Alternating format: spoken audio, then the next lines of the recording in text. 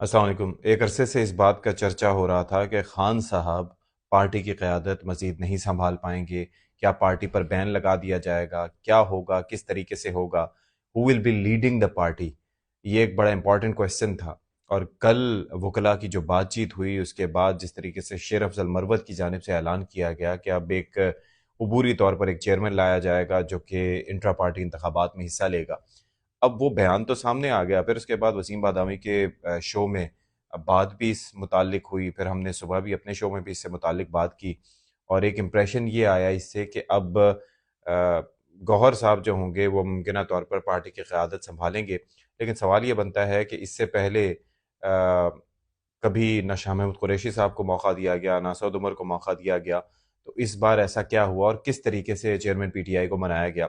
लेकिन दूसरी जानिब सेनेटर अली ज़फ़र का मौक़िफ़ ये है कि बैरिस्टर गौहर जो है वो पार्टी की क़यादत करेंगे, और शेर अफ़ज़ल मरवत ने इससे मुतालिक बात भी की है।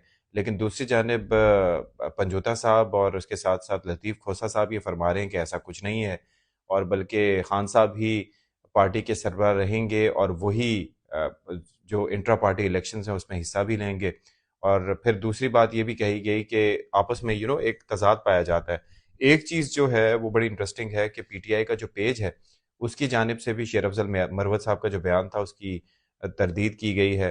फिर साथ ही साथ एक और चीज़ बड़ी इंटरेस्टिंग है कि अब ये देखिए कि एक ज़ाहिर है कि पार्टी की जानिब से बाज़ाब्ता तौर पर ऐलान होता है तो उसकी एक बड़ी वक़्त भी होती है, और लेकिन पार्टी सरबराही जब मौजूद नहीं है, पार्टी के अहम रहनुमा तितर-बितर हो चुके हैं, तो ऐसे में वकला की जानिब से इस चीज़ का ऐलान करना, ये एक बड़ी अचंभे की बात है, और समझ नहीं आ रहा कि किसकी डायरेक्शन क्या है, कौन क्या सोच रहा है। और ख़ास तौर पर कोई छोटी पार्टी नहीं है, इतनी बड़ी पार्टी है। और अगर तहरीक इंसाफ की बात करें तो तहरीक इंसाफ का मतलब है Imran Khan, there is no other person.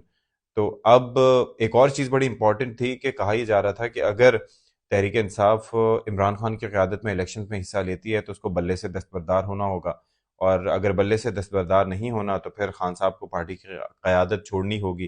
तो ये दो तीन चीज़ें थीं कि जो कि बड़ा एक प्रॉब्लमेटिक सिलसिला था, तो ये लग रहा था कि ऐसा कुछ होगा।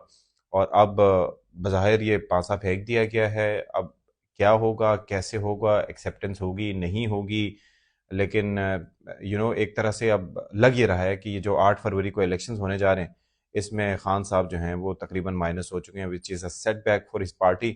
क्योंकि जो उनके ऊपर केसेस हैं, साइफर केस हो गया या कोई और दूसरे जो केसेस के ऊपर चल रहे हैं, उसके अंदर बड़ी मुश्किल है उनका बाहर आना। फिर दूसरी एक और चीज़ ये है कि कहीं किसी मामले पर वो कोई कॉम्प्रोमाइज़ तो नहीं कर रहे। अगर वो रज़ामंद हुए हैं, तो किस बुनियाद पर उन्हें रज़ामंद किया गया है? आपने ये देखा कि बुशरा बीबी से मुतालिक जो बातें चल रही थीं, और जिस तरीके से उनको टारगेट किया जाना, या जिस तरीके से कुछ लोग कह रहे हैं what goes around comes around. So I don't know कि व्हाट द रियलिटी इज़, लेकिन शायद उस बिना पर वो बैक फुट पे हटे हों, क्योंकि कोई भी नहीं चाहता कि उनकी फैमिली के ऊपर बात आए। फिर वो दूसरा, आपने उन खातून का जावेद चौधरी साहब के प्रोग्राम में एक इंटरव्यू भी देखा, जो हाजरा साहिबा जो कि एक एक्ट्रेस भी हैं, फिर उन्होंने अपने ताल्लुकात की भी बात की, फिर उस पे किताब भी लिख दी। फिर वो किताब अभी लॉन्च नहीं हुई लेकिन मंज़र आम पर आ गई। तो काफ़ी एक इन सारी चीज़ों की टाइमिंग आप देखें कि बड़ी मैटर करती है, कि ये टाइमिंग से it's a chain of events.